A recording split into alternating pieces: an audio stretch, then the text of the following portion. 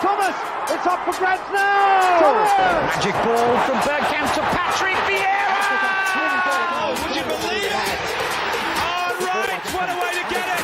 Fabulous solo goal by pierre-emerick.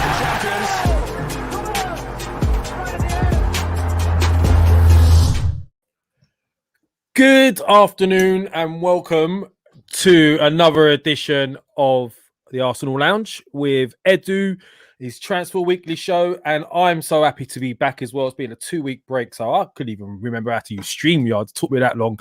So I'm happy to be back, happy to catch up, and I want to catch up with my brother, Edu. How are you doing, bro? I'm doing great. It's looking exciting in terms of what this window's going to hold for us, and we'll have to see. We have to wait, be patient. Well, I've been away for a little while, so I'm expecting big things from you. But before we start, I've been watching from a distance, and there's a few people in here, a few people on Twitter, and I do read the comments, and I do read what people say on here and all that sort of thing. And I've noticed a few people, like Gavin Shields, good lad. He does watch a lot, and a few others, and they say, "Oh, he's chatting shit," or what the hell does he know? You know, like, look, what we want to clarify is this. We're not saying Edu knows everything. He doesn't. Nobody knows everything. What this show is about is catching up with the gossip and the rumor mill, right? And what Edu does do, which we all know, is he spends a lot of time doing this. He digs around. He doesn't say that everything he says is gospel, but he's digging around for the rumors. He's digging around for the transfer news. That's all we can do. That's all any journalist can do. And Edu is studying to be a journalist. So that's why he's here. So slack off a little bit, guys. He's not saying everything is gospel. He's literally saying these are the rumors. So moving on, Edu. Boy, there's been a lot of rumors going on. I've been catching up with. So we've got your defenders, we've got goalkeepers, we've got this, we've got that, we've got Lokonga, we've got, Madison. So let's start from the back and move forward, right? I think that's probably the better thing to do. So first thing, goalkeepers, and a big hello to everyone here, by the way. Gunnar Vettel, Pav, Jashar, Valentina, AKM, Shano, Gavin. 10 seconds of fame is famous. Big up, he says. Gavin, behave yourself, yeah? So look, big up to everybody. The sport's been amazing, and a big thank you for Shaheen for doing what he was doing and holding the fort for me as well. So, starting off, mate, goalkeeping situation. This is something I'm looking at. Big up, Kieran, by the way. What is going on with Leno? What is going on with Leno? Firstly, is he going? Is he staying? Is Ramsdale being looked at as a replacement? Or is it, what is going on? Big up, Jashar. Look, the Leno situation, it's complicated at the moment because we don't know what his future holds. He could stay and be number one, and we may send a number two, or he could go and we're going to send a number one and number two. That hasn't been ruled out. So it's a situation that we're going to have to assess once Germany get eliminated, because he's going to have to return, do the preseason, and then we're going to have to see if there's an offer that comes in, and we'll go from there. Onana, of course, looks close. It's a matter of Arsenal just pulling the plug and it's over. He's coming. But at the moment, they haven't done it so far. So we can't really confirm anything at the moment. And in terms of Ramsdale, he's an option. However, he would be a number two, so don't be discouraged to think he's going to be number one, because it's not going to be the case. His valuation is around £20 million, and for me, that's a bit steep for a backup goalkeeper, but the club know what they're doing, and he's only an option. Nothing's set in stone in that situation. Yeah, well, I'm glad you said that, because this is a goalkeeper that's been relegated twice, 2 seasons in a row, right? Bournemouth exactly. And Sheffield United, yeah? So, I mean, look, is it, that in itself rings alarm bells for me. Goalies do look good when they're getting a lot of shots at them. It's what they do when they're in a better team and they need to be focused with only a couple of things to do, So I'm glad you're saying that. Onana is the one that seems to be the one we're looking at as a number one. And you're saying that you think that's, most people are saying, I've looked into it myself, that it looks like that is our number one target, right? Goalkeeping wise. Yeah, definitely so. If it doesn't happen, it's because Leno's going to be staying and we're going to send a number two, but I am pretty sure it's going to happen. Okay, well, at least we're seeing the back of Runnison. Yeah. So he's had one game and we're replacing him. So yeah, God knows. Some dealings by the club in the past few windows have been very questionable. Okay, so look, Pat Houlihan and a few others here as well. We'll do this along the way. I'm a bit more rogue than Shaheen. Shaheen's a bit more organised than me, but I just go off the cuff. But people are saying in here they're hearing 250 million as a budget. I mean, any, look, for me, that's too steep. Personally, I've been told that it's between 150 and 200 million, but we're gonna see. You never know. There could be a big sale that we didn't expect, and we end up spending that amount. But as I'm told, it's not 250, but it's a bit less. But even though, if you spend that wisely, you should be able to compete next year. Yeah, well, that's the other question, isn't it? Are we going to spend it wisely? So, all right. So we're saying at the moment the rumors are looking like Ramsdale was a 2, and Nana as a 1 if Leno goes. And is your gut instinct Leno is going to go? By the way, because I don't know yet. I'm not sure. It's a complicated situation because even though he could be open to an opportunity, is there any club that will come with an offer that Arsenal will accept for Leno? And that's, for me, that's another question. So I don't think you can sell Leno for 15 million or 20 million because he's better than that. So it's a tough situation. And look, it could be that we're bringing Onana and they're going to compete for number 1 spot. And then eventually, if Leno doesn't want to compete, he's going to be sold in January or the next summer. So that could be a situation that's going to happen. And we don't sign a number 2. That's a good point. Surely that would make more sense. Why spend on 2 goalkeepers when if Leno is going to stay? Get them competing, and if he does decide to go, then you can replace him with a number 2 and bring Onana in as a number 1, right? So that makes more sense. So a lot of people in here throwing names to me. We'll come to that. I'm saying it like Lee Judges will say it. But there you go. Okay, so that's the keeping situation. Now we're looking at the centre back situation. I'm sure you've discussed this many times with Shaheen, but this is starting to ramp up now. The Ben White thing, right? Now, I'm not going to lie to you. That was the last name I would have thought of us going for the centre back position. It looks like they're looking at offloading Mavropanos, which I'm not 100% happy about. I've got to be honest with you. I don't think he's been given a fair crack of the whip when you consider some of the players that have been given an opportunity. You've got Saliba to come back. I'm guessing it's Luiz going out, Mavropanos potentially going out, and Ben White coming in. Now, how good is Ben White? For me, this is a guy that was with a team that finished 16th, something like that, right? Is he as good, or is he as good, and is he good enough to play for Arsenal? That's the point. The Arsenal we expect, someone challenging for top 4 or top 6. Well, he definitely has the talent.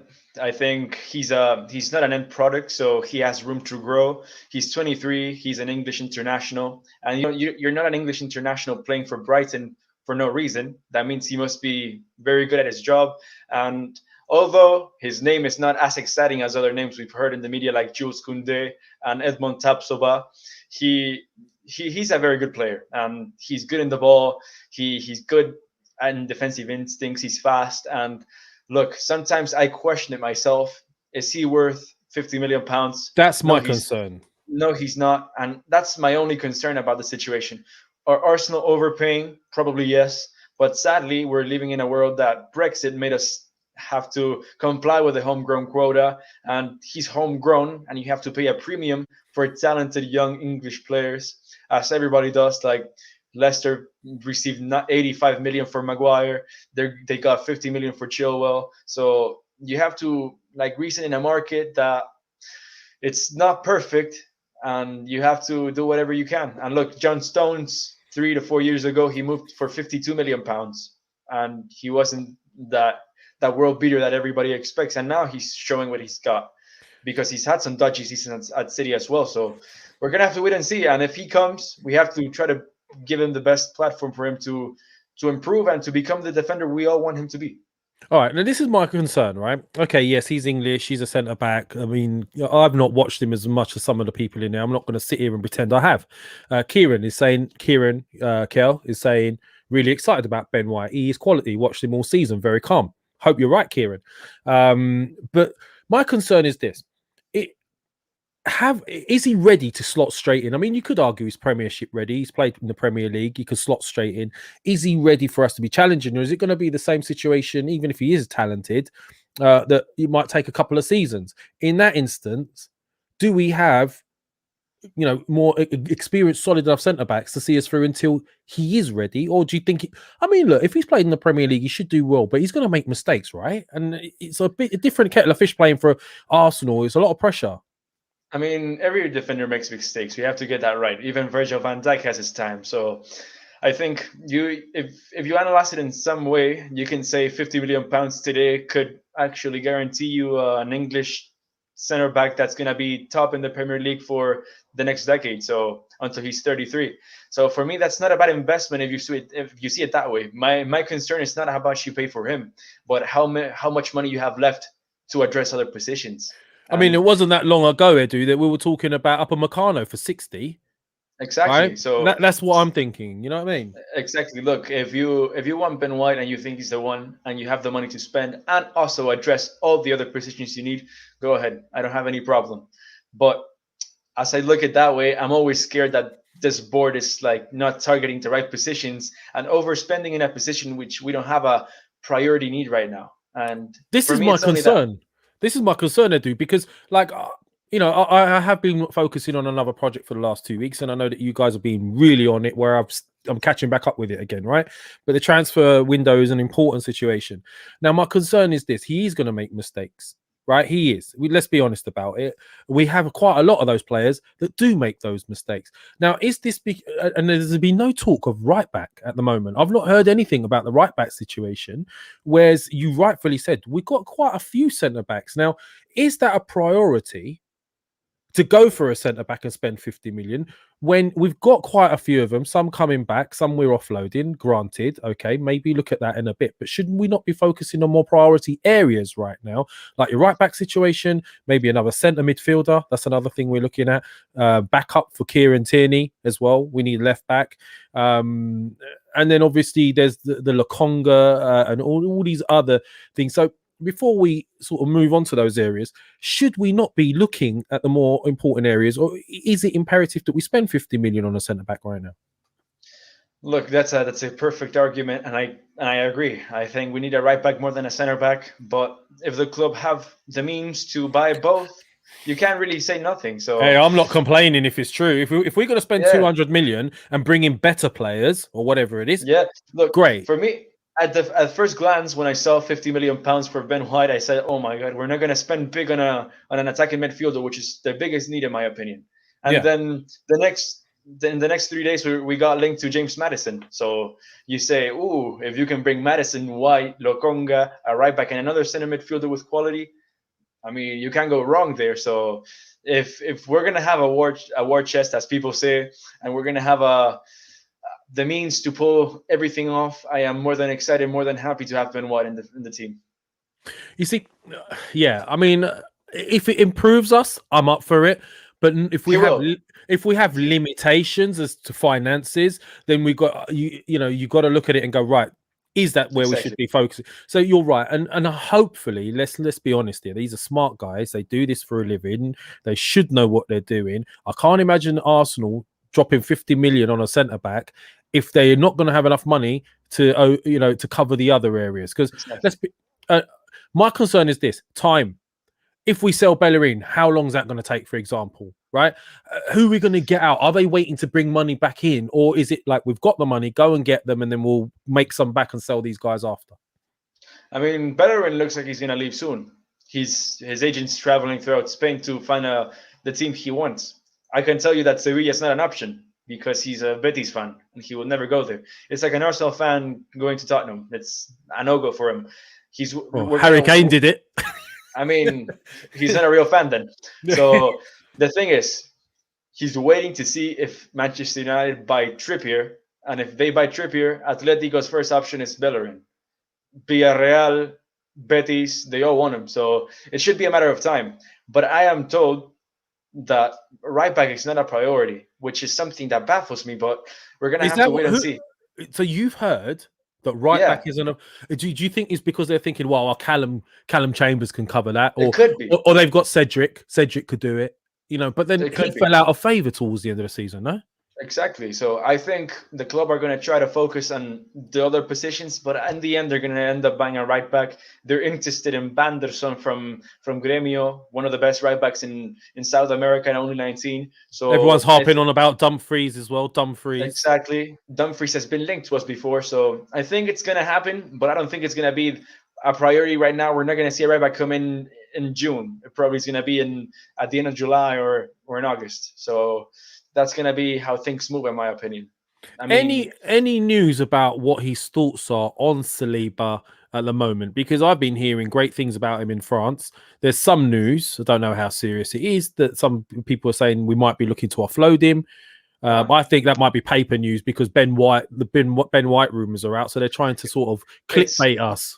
It's very easy to create news like that because the Saliba situation is unknown to everybody. So if you want to create some news, get some clicks, saying to Arsenal fans that Saliba could go, it's gonna get the attention. So don't be worried by that. Don't be discouraged. Saliba is gonna come back. He's gonna have his chance at preseason.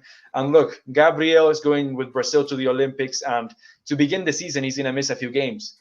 So don't rule out if we sign Ben White, we're gonna see a White Saliba center back pairing at the beginning. So that'll be interesting. That'll be interesting. It will be. All right. Well, let's have a look at what some people are saying. Okay, so let's have a look here. Hello, Lev, and the real Edu says, okay, and the real Lev. Don't forget the real Lev. Yeah, thank you for that, DWTT.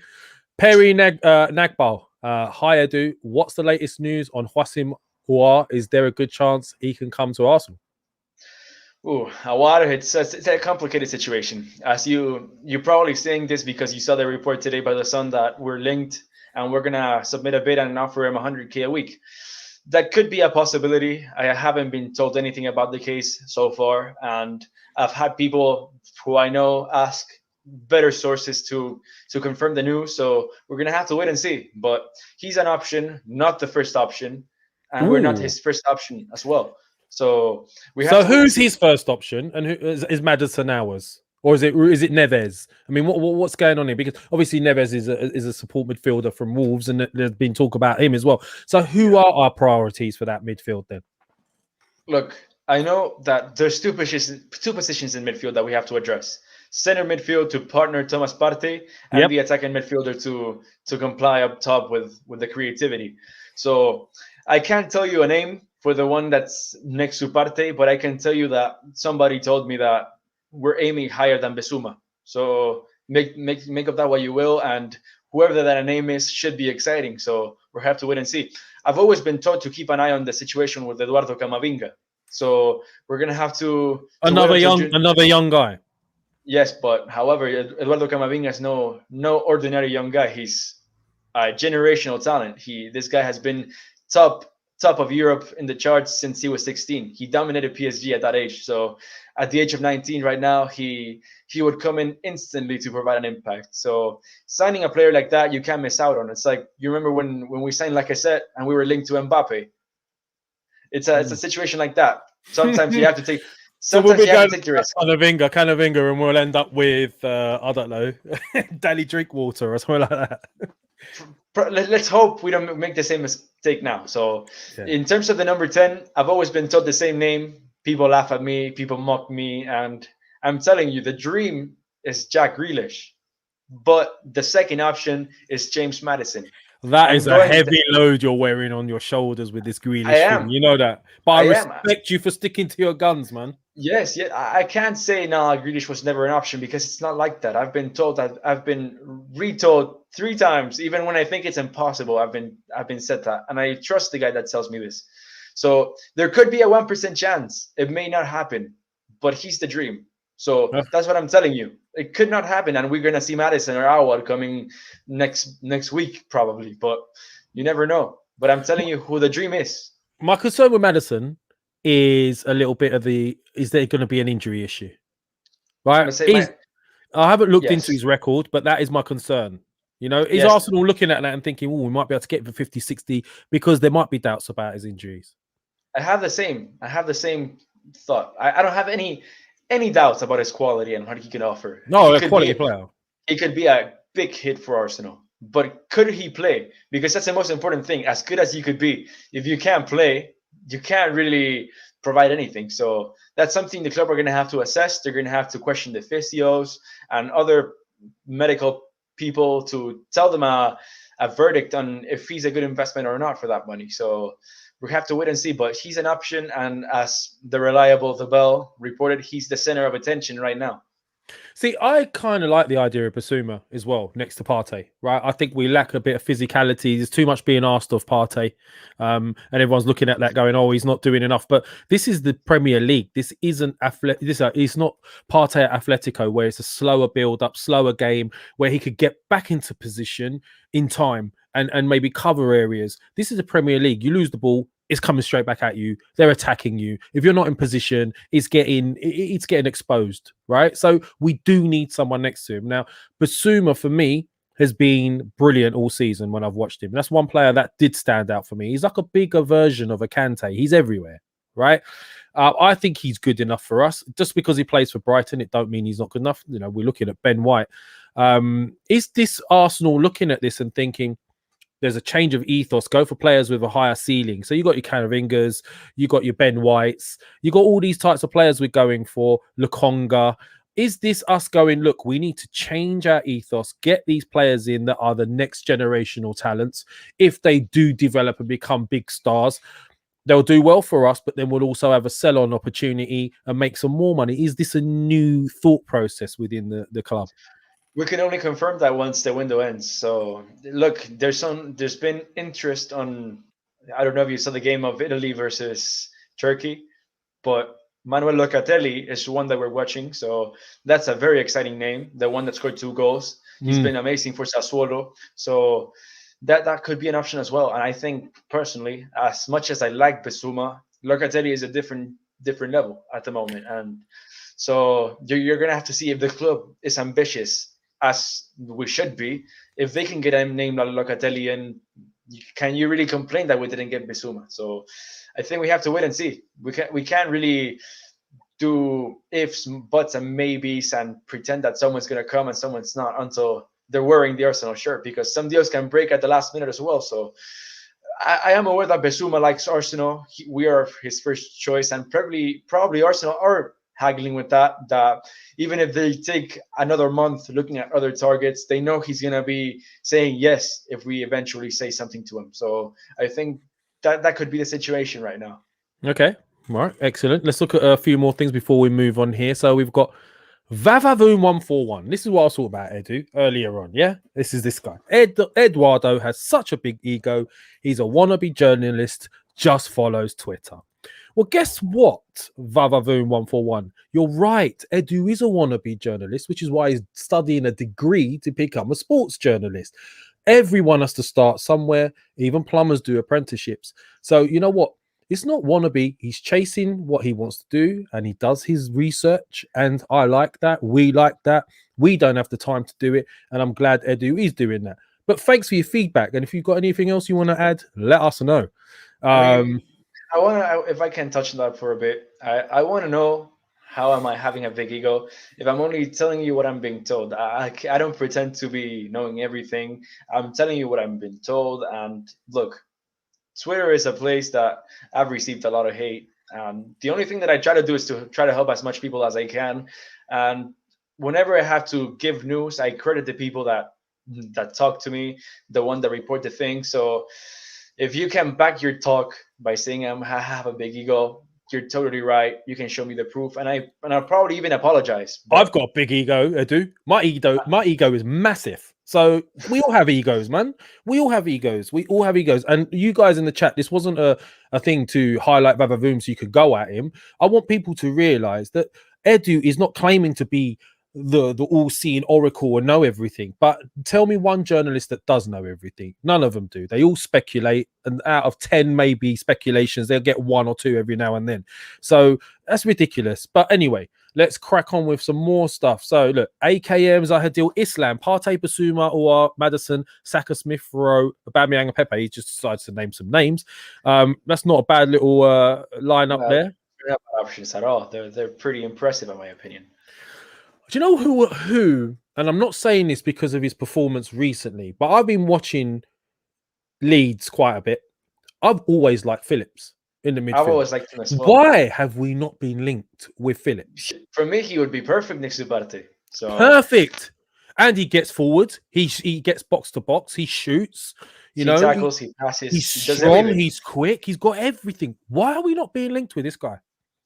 I don't know, man. To be honest, maybe we could be talking behind the scenes and we don't know yet. So it's something that baffles me, in my opinion, because for me, he's the perfect option. I don't see anyone better in the English market for that position. I totally agree with you. Personally, now I would take Phillips over Bissouma, to be honest. do you know what? Every time I've watched Phillips, he's impressed me. He's strong. He's fast. He's great on the ball. He's got good touch. He's adventurous and he believes in his own abilities. And these are the sort of players we need. Plus, he's from here, and there's another English lad. Maybe it's the price. I don't know. But, I would expect us to be looking at that. And if we don't look at it soon, if he continues to perform like this, his money, the price tag's going to go up and we're not going to have it. We have to take advantage by the fact that the center of attention for all the English clubs right now is Declan Rice. So the one that can go under the radar is going to be Phillips, and if we can pounce there and try to convince him, why not? So you know what? That's good. Let's see what else is. So Sebastian, Seb, how you doing, brother? And thank you for your recent articles. Lev, do you rate Lokonga? Do you know what? I'm not going to sit here and tell you I've been watching him. I'm sure Edu knows a bit more about Lokonga. Can you give us a bit more info on Lokonga, why we're looking at him and what he's been doing?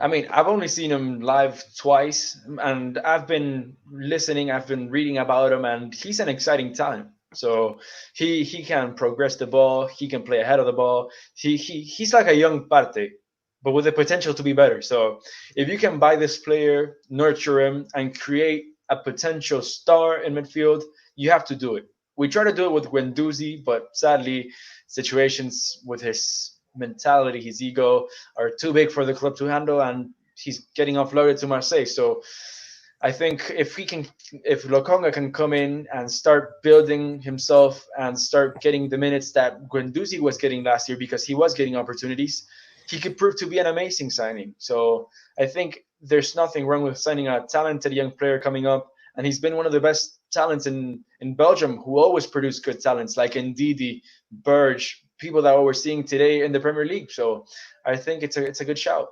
Well, some people are saying Aaron Adepili, and thank you for your support, Aaron. He's 21, a captain. That says a lot. Yeah, true say. Yes. He's like a young Yaya Toure, says Dean Mallon. Well, if we nearly signed Yaya Toure. We were first on Yaya Toure and didn't take him. He wore the Arsenal shirt. Yeah.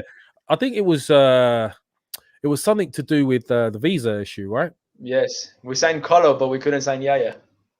Okay, so Sam Greenwood is decided that he's just dropped acid. I don't know if that is Sam Greenwood. I don't think Sam Greenwood does acid, as far as I know. Abdullah 70. How many signings are actually realistic this summer? Good question. I think around 5, potentially 6. I don't think more than that, but I think it's going to be pure quality. I think the only position that we're going to look to only add a backup is a backup to Kieran Tierney, because he deserves a backup. Let's be honest. He can't play every game, and there's going to be a lot of games, and he has his injury while sometimes, and you have to actually replace Kolasinac. He has to leave. Hopefully he doesn't come back, and we're going to have to send a younger profile, and hopefully he's going to be good for the future. Okay, so look, so far we've gone goalkeeper. We're looking at Onana, Ramsdale, maybe, perhaps, right? Or Onana, Leno, if Leno stays, potentially, right? So we got that. Don't know what's going on with the right-back situation right now. It's all up in the air. You're saying this, they don't see it as a priority. We've got Ben White centre-back. That seems to be a serious one. We've put in 2 bids now. I'm hearing it's almost over the line. So that Tejas says Ramsdale is shit. Well, number 2 is shit too. So there you go. So anyway, so you got that going on. Then we're talking about, we don't know if there's a left back situation yet. We don't know who's going out at centre backs. And then we're talking about the midfield. So we need a partey partner. Which we are saying Bissouma potentially has been mentioned. Lokonga would be a partner for Partey, would he? In your opinion, is that, no, or would you think he'd be? He's the backup for Partey. He's going to be the third option whenever somebody needs a rest or something. Lokonga's going to come in. Okay, all right. So then, who are we hearing is number 1 target as partners of Partey, then you're saying Bissouma. No, he's not number one. Who is number one? I've been told we're aiming higher, but I can't tell you a name because I haven't been told a name. It could be Locatelli. It could be Camavinga, because it's the clubs, like, what they think is better than Bissouma, not what we think, because we could think someone like Ndidi is better than Bissouma. We can think so many things, but actually it's the club's judgment in the end. Well, and Neves is the name, isn't it? These guys are saying Neves is the name. No. I've always been told that Neves, it's probably agent led. So don't worry too much. If that happens, he's an option, but he's not top of the list. Wait. So you're saying the rumors you're hearing, or the information you're getting, is that the Neves thing is just to try and hype up some interest in the sense of either a contract or something like that with agent-wise. I'm not telling you that Arsenal are not interested, but it's not as the media pointed out. For me, it's very clear that Wolves want to sell more than Arsenal want to buy. So it's a thing for Wolves to catch some interest from other teams as well. It could it could happening if so many stars align, but I don't think it's possible, in my opinion. Yeah, I don't see Ruben Neves being a huge improvement for us personally. I've watched him; he's a good player. He's tidy. Is he what we need right now? I don't think so. No. It's going to be interesting to see, but definitely I would like a Bissouma Phillips type. Ideally, Phillips, I think, is a bit more cultured on the ball, and he's got a bit more about him in certain areas. But I would take Bissouma. I would take Phillips. Look now, this situation with Camavinga, you're saying would he be a defo partner for Partey if he came in? Yes, he'd be a starter in your opinion. Most definitely so. He's that good. To be honest, if he's going to join Arsenal, given the amount of options he has, it's to play regularly. So I don't think he's going to come here to sit in the bench, because he could sit in the bench for Real Madrid, for Barcelona, for Bayern Munich. So if you want a talent like that, you're going to have to promise him time. Right. Well, there you go. Let's hope that happens. Tejas Borka says Locatelli is linked with the scum. Don't know how true that is. Look, Locatelli is being linked to many teams because he's that good. He's going to have a lot of attention. I know that his first option is Juventus, because that's the team he supported as a kid. So if Juventus don't have the money to spend on him, there's definitely many interested from England, from Dortmund, and he's probably going to leave somewhere this season because he's not going to stay at Sassuolo. He's way better than their level, let's be honest, with all due respect. So that's going to be the situation. If Juventus don't have enough, he's going to have to go abroad, and whoever offers him the best guarantees is going to get him. Good point. Okay, so let's see. Moving on, a lot of people are throwing things about striker situation. So, what is there any news in regards to bringing in a striker at all? Firstly, I want to go on to the outgoings in a minute, but because obviously I'm expecting maybe the likes of Eddie to go. We don't know what's happening with Laka. I have a funny feeling Laka's staying this season. That's the vibe I'm getting right now. Any news? What have you heard? I am told that striker is not a priority by any means. We're probably not going to see a striker come in this year. We're going to probably have Balogun as an understudy to Aubameyang, and probably Martinelli playing as well there sometime. And that's what I know. I know we're interested in Isaac, but that's not going to be for this summer. Yeah, a few people have mentioned Isaac in here, haven't they? Yes, Isaac is a point of attention to Arsenal for many teams, but I don't think he's going to come this year. And I don't think he's going to leave Real Sociedad either. So people shouldn't worry, because the Real Sociedad, they're not going to sell cheap. He has a 60 million release clause, and Real Sociedad stick by the release clause to the end. So we're going to have to see if next summer it's an option. Aubameyang's not getting any younger, so it could be for there. But right now, no. Nketiah Arsenal are hearing offers for him, as reports showed up like a few days ago, and probably he's going to leave. And like I said, look, I gave the exclusive that he's leaning towards leaving, but you never know. The club can have a different plan and offer him something better, and he decides to stay. So things like this can change at any time. Okay, so there's a few people coming in late here. This guy, I love this guy's name. I haven't been here for 2 weeks and he's back. Inter Yonan, right? I'll let you work out what that is. Anana, we've already had the Anana chat, Inter, and yes, he is very much on our radar. Edu was suggesting it could either be and a Nano Ramsdale purchase as a Ramsdale as a number 2 if Leno is going, or it could just simply be an Onana purchase as a competition for Leno. And then obviously if Leno does decide he's not sticking around, then Onana will take number 1 spot potentially, and then we'll look at a number 2. I hope that answers your question. Kevin C is asking this question. Julian Brandt. Simple question. Julian Brandt question mark. We've always been linked to him, and I don't think he's going to be an option, or at least the first option, or the second option, or the third option. For me, many things will have to go wrong in order for us to go for Brandt. Okay, there you go. Right back, Salzburg, Patson and Dakar. Is he going to be He's going to be a handful for defenders. He will be, but for the Foxes, he's going to be a Leicester player. There you go. Do you know what? Leicester already impressing me with some of the list of names they've got. This is my problem with Arsenal, right? These lesser teams that have slowly crept up on us have been smarter in the transfer windows, smarter with the players they're going for, and they're having huge sell-on values as well. The list that Leicester have got, I would potentially be happy with. Am I wrong? I mean, I've looked at some of these players that they've been signing.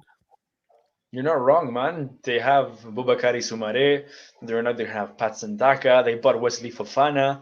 They have Yuri Tielemans. So their recruitment great purchase. Amazing. Tielemans has been a great purchase, and this is where we need to improve. The lesser teams have realised that their scouting systems and the type of players and their profiles that they're going for have to be better to be in order to compete with the bigger teams, right? Exactly. And we've fallen behind in this area. So I'm hoping now. Let's look at some of the outgoings as well, Edu, because people are Villa are smashing it into as well. Some of the outgoings. So we're thinking Eddie and Nketiah. It's sounding like we're gonna look to offload Ainsley Maitland-Niles as well in midfield. Looking John like Cross, who people sometimes laugh, he's been good this summer, and he was the first one on Ben White. And now he reported that next week Watford and Southampton will make moves for Ainsley Maitland-Niles. There you go. Yeah, I've read that too. And Chris Whitley announced that Crystal Palace are closely monitoring him as well. So he will probably leave to a Premier League club. And a lot of these journalists do get it wrong, including John Cross. So for you guys in here, like going, "No, we don't get this right," or people don't get that right. Vavavoom is saying John Cross is terrible. So everyone's terrible to Vavavoom. But Vavavoom, brilliant feedback. Keep it coming, bro. But listen, it's not anything personal. But just understand, we're not going to get it right all the time. Edu's not going to get it right. And people who are journalists at the big papers ain't getting it right. So I don't know why everyone expects someone who's studying to get everything right, because it's not going to happen. So we're talking about Maitland-Niles. Guendouzi is looking like he's going, right? You said Marseille. Yeah. So he's going. El Neni. What's going on with El Neni? There's interest from Dortmund now for Guendouzi. So that could be a turnaround in the situation. And El Neni, well, I was told. Well, Chris Whitley already said that the negotiations started in April, but then nothing happened there yet. And Elneni's hoping to get the club's feedback back, but it seems like Arsenal don't want to renew. So he's in the dark himself at the moment. But they've not actually saying they're looking to renew. So it looks like that could potentially mean his days are numbered. It could be because Lokonga coming in, he's going to have the minutes. Okay, Anish Tendolkar is asking, are we going to get the CM before we sell xhaka? No, I don't think so. Because Granit Xhaka's departure is imminent. It should happen in the next week or two. So I don't think Arsenal have something that advanced in that position to announce him before he leaves. So I assume we have to wait till Xhaka leaves. Probably it could be that we announce Lokonga before Xhaka leaves, but not the one that's going to be partnered to Partey the whole season. Do you know what? There's so many permutations and variables and like ifs and buts, and it does sound like we have this thing where we still have to sell players a little bit before we can get them in. And when that question was asked, I can't help but sort of smile a little bit, because I expect Arsenal to try and offload as much as they can before getting in. I just don't understand why we have to do that. Aaron Ramzunda is the Lokonga and Ben White deals close. Well, Edu, do you want to answer that very quickly? Well, it seems so. Ben White looks close, so I can't lie to you. It's close. So we should be getting prepared for that. And Lokonga, I think it's even closer. Lokonga should happen imminently. And he's a big player. You're saying he's like really, really highly rated. I think you're going to be surprised next year. Do you know what? I have watched some footage of him. You know, like you watch Scout Nation. Everyone looks great on Scout Nation, yes. isn't it? But like I've watched him. He looks like a big lad for his age. What is he, 19? He seems very big and like mobile for his age. Yes, he's big. He's strong. He has everything. He has quick quality feet as well. Quick feet, quality, passing range. So could be a big signing for a few million. Well, let's hope. Let's see what else to say. Pepe and Nelson, right winger. That's a good question, actually. Nelson, what's going on with him? I mean, there's nothing in Nelson. As Torreira as well. Torreira, there's nothing in him. And those are two situations that have to be solved before the beginning of the season. Yeah, we've got Torreira, El Neni to get rid of, xhaka to get rid of, Guendouzi to get rid of. This centre midfielder situation is going to be imperative we get it right. Now, people in here again asking about Maddison. So we haven't really focused on the Maddison thing. Very quickly, how serious are we about Maddison? Are the rumours that we've made 2 bids true? No. As far as I'm aware, there hasn't been an official bid. But the interest is big. And we're going to have to see how that develops in the coming days. It's an easier deal to do since he's not in the Euros. And if we want to close a deal soon, we could do it. But we're going to have to stick to lesser demands. We know they're a tough team to negotiate with.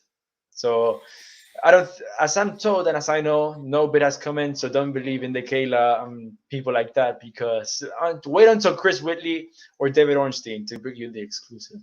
Okay, we'll continue with the outgoings as well. I don't want to sort of lose focus there. So you're saying Bellerin's going. Which of the centre-backs are going? 100%. Mavropanos. He's definitely going. He's close. He's very close. I hear nothing but good things about Mavropanos, though. Every time I hear, I mean, what's going on with that? That don't make any sense to me. It doesn't. I mean, he should get a chance, but if the club want to, don't give him one and just sell him. You did make profit.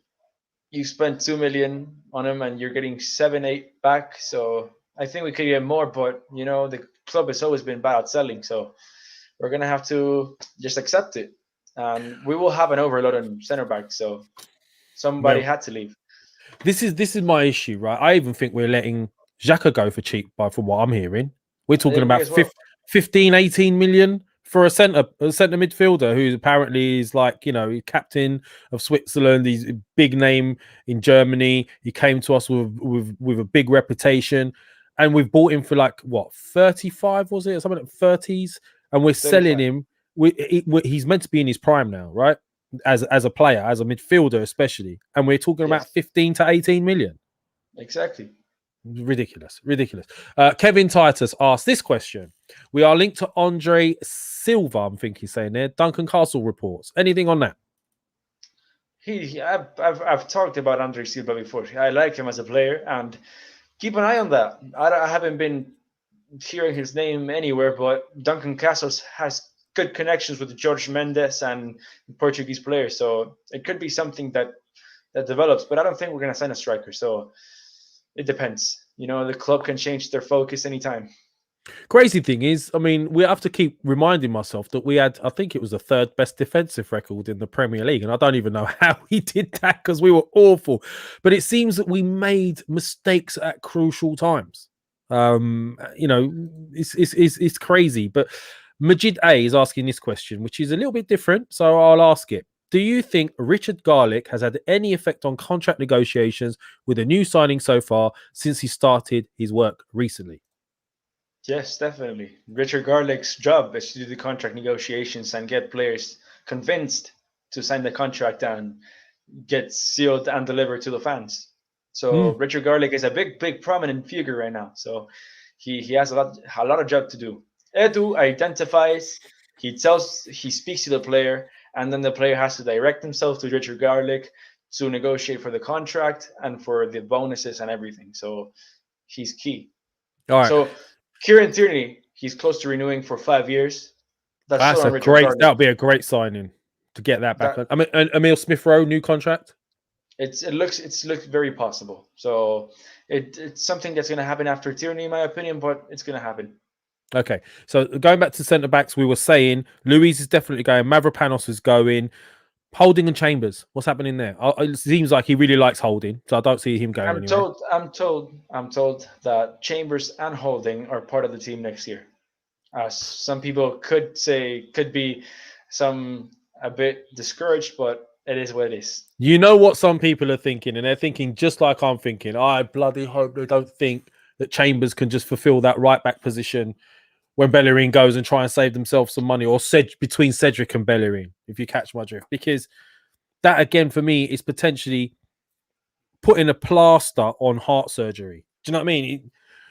For me, we got to stop doing that. You got to get players that are the best in those positions that we can get. So that's my concern about the Chambers situation. But you think Chambers is staying. You think Holding's staying, defo, obviously. Mavropanos is going. Luiz is going. And then the rest stay. Is that what you're saying? Yes. Okay. All right. So let's look at a few others now. People playing catch up that have come in a bit late asking if we've discussed certain things. Tejas Bulka, Jesus Corona is next level ball player. Anything with regards to Jesus Corona? No, nothing there. That's an unfortunate surname. Let's what else people are saying. There's no news of a striker, people. So if anyone's asking about people, yes, we have discussed Uar is definitely much on our targets, on our radar, should I say? But he's not at the level we once had him last season. He was our number one last season, I think, in that position. But now it sounds like he's not our number one in that position anymore. And it also sounds like we're not his number one, according to Edu, correct? Yes. Yeah. Pablo Mari, good shout, Rafik. We forgot about Pablo. Pablo Mari staying? Oh, well, I'm guessing he is, right? I think so. I haven't heard anything about him, so I suppose so. And Daniel, yes, Saliba looks like he's staying. Is Willian leaving? Is another question. Kevin Titus. I think so.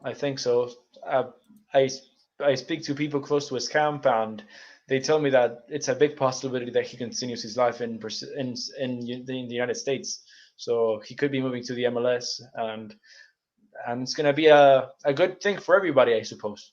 Yeah, 100%. CD's telling me that Corona means crown. Yes, I know. Corona is a Greek word for crown. Good shout. Max Aarons. This is one. Why are we not talking about Max Aarons? Right, because I like him. Yeah, I mean, I don't think he's the best option out there, but he's a good player, and I'm telling you right now, right back, it's not an option, a priority option at the moment. So we're gonna have to wait until Bellerin leaves, and then we're gonna have to start hearing names. Jesus, so it's gonna be lastminute.coms in some areas, right? Is it not all the time? There we go. Big question by Tejas Borka. I hope it's a big question. Who's going to be Spurs manager? There's a big answer. Who cares? There you go.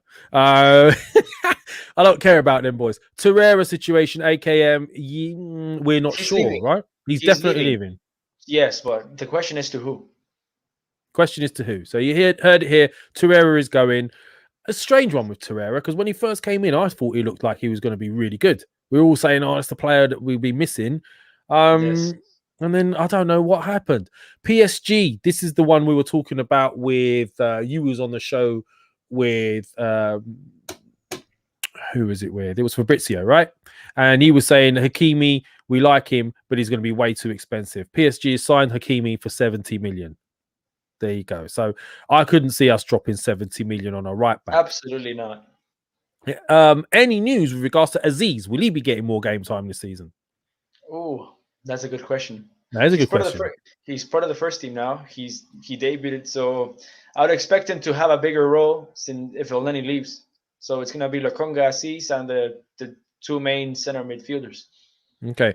A few other people are asking about the Dumfries thing. We've discussed that. He has been linked with us a few times. Edu was saying.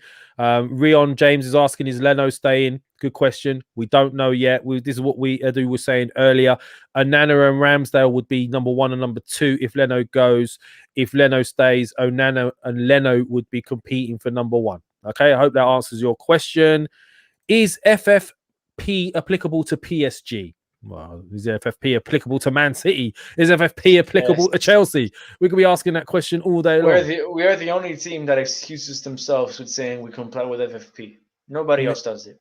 No, absolutely, 100%. I think that ship sailed a long time ago. There's loads of ways around it. You could get sponsorship deal with a name or for your stadium like Man City did, but it's still coming from a partner company that's paying 500 million for that name rights. Yeah, and then you can use that for transfer. So there's always, and Lukonga, yes, he's definitely on our radar, Tony. So look, we're getting to the 50-minute mark. We've got 10 minutes or so left, and I'm cautious. Obviously, everyone's getting ready for the big game coming up, which is England-Scotland. So just very quickly, you've been watching the Euros? And who's impressed you so far? Absolutely. Who's impressed me? Locatelli, Roman Yaremchuk from Ukraine. We've been linked with him once, so you never know if that could happen. And Patrick Schick from Czech Republic against Scotland, he had an excellent game. From England, I have to say Calvin Phillips, of course. I wanted to see Grealish play because for me he's the best player in the team, but Southgate, he's a special person in management, so he just sometimes you have two left backs and you put Trippier there, so that's another thing. Do you rate Southgate as a manager then, do you? No. I think England could do much better. We've got a great squad for once, right? And I worry. England could actually have the best squad in the Euros, competing with France. Can't believe we're saying that.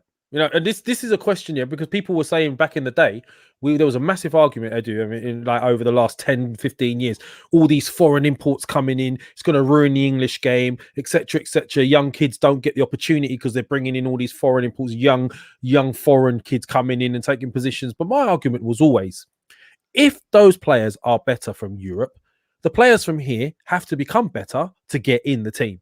Right? Exactly. Which will also mean our talent will improve over the years. And I've started to see that in the last, if you look at our crop coming through now, our players are better. They're technically better players, right? They've had to become technically better players. And this is because they were playing with these types of, your Cazulas, your Sanchez's, and all these types of players that we're learning from over the years. They've had to become better players to get in the team.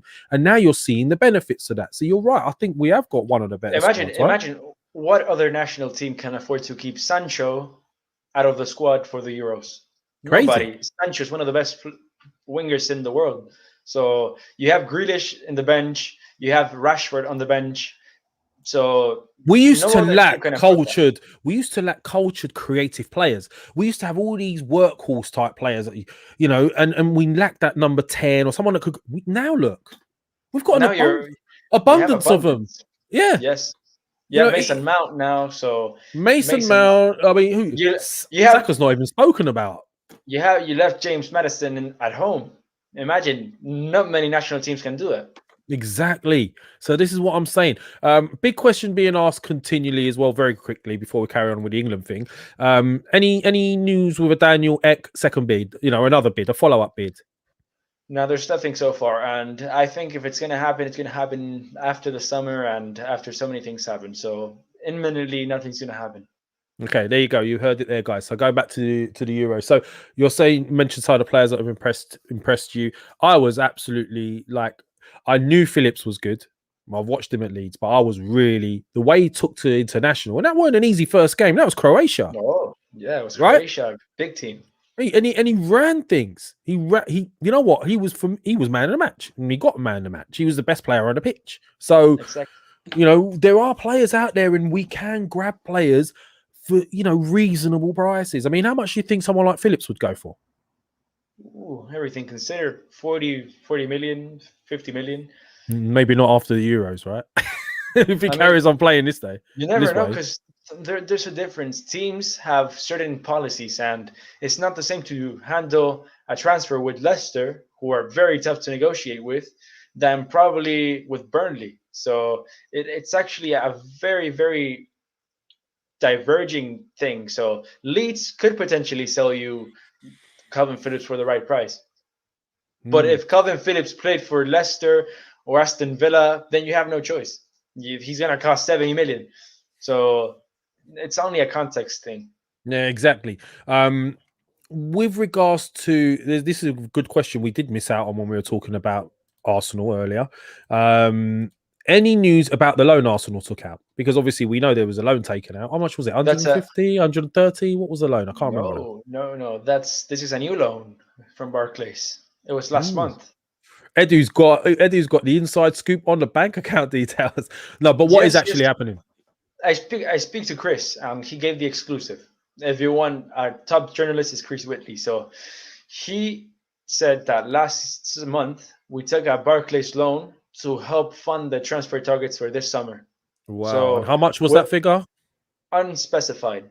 We will only know after everything happens. So that must mean they're getting serious. Surely it's going to be a mix of our money and the loan coming in. Surely I can't imagine us just getting the loan and using the loan for transfers. It's got to be an addition on top. So fingers crossed. And you've heard it, Majid. Sounds like we have taken a loan, and yes, it is for transfer. So let's keep our fingers crossed on that. And based on the amount of people we need to bring in and let go, there's going to be a lot of activity, fingers crossed. So going back to the Euros, you've mentioned who's impressed you. Who's your favourites for the tournament? I mean, from what I've seen, I think the best team playing-wise is Italy. But I think they could be against a team that has a lot of quality like France or England, and they could be overpowered. But in terms of what I've seen in terms of play, I think Italy. But I think my pick right now, I think I don't want to give any hope, but it's coming home.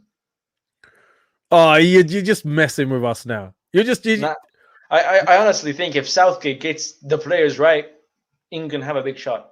To be fair to Southgate, and I'm not a big fan of his, but I think he got the first game he got right. You can't. I mean, yeah. I was surprised. He got it right. He got the balance right. It was all gelling well. Everyone was playing well. Everyone had their positions sorted. Everyone knew what they were doing. I can't knock the first game. So if you win, you can't complain. So you're back in England to bring it home, right? I think so. I personally, the talent is way too much. See, France for me is a supremely strong squad, though, man. It's like but I think you can go head to head with them. Well, you never know; they could get knocked out by someone along the way as well, right? Yes, for me they weren't as convincing against Germany. I think they didn't play exceptionally well, or they didn't show me that they were miles better than Germany. And Germany have a decent squad. They're not the Germany of old. So Germany didn't look great, did they? They didn't look the Germany of old. You're right there. I mean, France, everything happens in cycles. France always have this cycle, don't they? They go quiet for a bit, then a huge crop come through. Then they go quiet. Same with Germany. Same with some of the bigger teams, Spain's and all the teams that do well but for once we have a crop coming through, and we wasted the last generation. We can't waste this one. I think this is the best English crop in history, probably. Do you know what? It's a big statement, but I think you might be right, because everyone was talking about, all right, let's be honest. The one before that was the big one. We had the Shearers, we had your Lampards, your Gerrards, and all these players that we were expecting. Ashley Coles. Imagine the centre backs we had. That was an amazing squad, right? And we didn't even come. We did all right. But you're right. I think technically, in depth now, with creative players, the one area we always said we were lacking, we've got an abundance now. So it has the potential to be the best crop we've had. So, I mean, I hope England do well. I'm going to go for, I think France, you can't look past France at the moment. Italy always do well in these tournaments. They start slow, but they haven't started slow this year. So they've been impressive. Usually they hang in there for the first couple of games, like Germany. They're crap in the first couple of games, and you think they could be going out. They hang in, get through to the knockout stages, and then suddenly they kick on. So who knows? You don't know about Germany, you don't know about Italy. Fingers crossed. We're definitely, I think, in the 4: Italy, France, Germany, England, and with Portugal as dark horses. I think Portugal might lack a little bit, but yeah, definitely. So fingers crossed. Any predictions for tonight's game? England, Scotland. Hit me. England's going to overpower them, sadly, and it's going to be 3-0, 4-0. Well, they got to come at us, don't they? They have to win now. So, they have to get something. So it's going to be interesting. Anything you want to add before we let you go, Edu? I've tried to pick your brains as much as I can. Anything that I might have missed you wanted to add? Well, I can't add much more, but because next week we're going to come back with more news. So we're going to have other players linked us as we go along. So Who knows? Who I knows? just want to say Go on. thank you to everybody for watching, and I hope you like the channel. I hope you like the content, and I am doing my best to bring you the latest and what I've been told as well. So I appreciate that. Man, listen, it's always a pleasure to have you. I'm just happy to be back. I haven't spoken about this for like a couple of weeks. I had another project to look at. I don't know. I do some music stuff as well. So I was away for a couple of weeks and I was trying to watch from a distance. But I've just been excited to come back, man, and just get on and talk about footy again. So I'm happy you're back. Thank you so much for giving us your time, Edu, man. You always, and I've always got your back. You know I got your back, right? So keep that news coming. Don't listen to the haters. Keep that news coming. Keep that research coming, bro. Anything you want to let us know. Oh, well done, Edu. Hope you had a great birthday, says Elliot Roberts. Yeah, what did you do for your birthday? Very quickly. Anything apart from study? We're in total lockdown here, so I just spent the day with family and had a good time. Basically, Bless. So happy. I'm glad you had a great birthday. Thank you for all the support in here. It's been crazy. At peak, we were on about 300. It's mad how this channel's grown in such a short space of time. If you want us to discuss anything, you know where we are. Drop us a message. Let us know you want to cover anything else. We will be looking to do other shows, not just the Transfer Weekly, but obviously the season is quiet right now. Nothing else is going on apart from the Euros. So keep watching. Let us know. Edu, keep an eye out for anyone that we are linked with in the Euros, and you guys in the chat as well. Let us know. Keep them peeled. It's been great to be back. Love you guys. Love this channel. I'm so proud of what we've done. Love Edu's hard work rate. So that's all we have today. We're going to go and watch the England game. So come on, England, do us proud. Let's get through to those knockout stages where it gets excited. Thank you for your kind words, Kevin Titus. Great show. Thank you, man. Respect. So that's us going. Go support England if you're an England supporter. Let's get this job done today, and we'll be back in a few days next week to talk about some more transfer news. So I'm Lev. This has been Arsenal Lounge. That's Edu. He's a brother from another mother from Chile. We're out of here. Big up you fans. Big up Arsenal. Big up England. We're out.